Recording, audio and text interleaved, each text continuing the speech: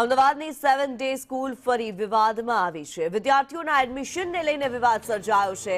RT હેઠળ admission ન આપ્યાનો દાવો થઈ રહ્યો છે. માઇનોરિટીથી વંચિત રખાયાનો આક્ષેપ છે. 2400 વિદ્યાર્થીઓને વંચિત રાખ્યાનો દાવો કરવામાં આવી રહ્યો છે. ફોનલાઈન પર અમારી સાથે દિવ્યા ચૌહાણ છે. દિવ્યા, 7 ડે સ્કૂલનો વધુ એક વિવાદ.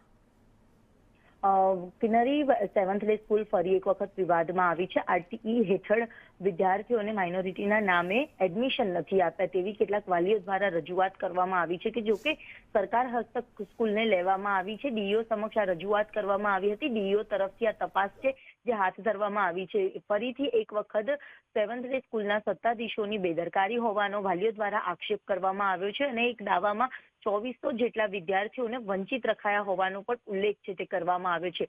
જોકે આ બાબતને લઈને ડીઓ તરફથી શું તપાસ રિપોર્ટ રજૂ કરવામાં આવે છે તેના પર સૌ કોઈની નજર છે. જી ધન્યવાદ દિવ્યા આ માહિતી માટે.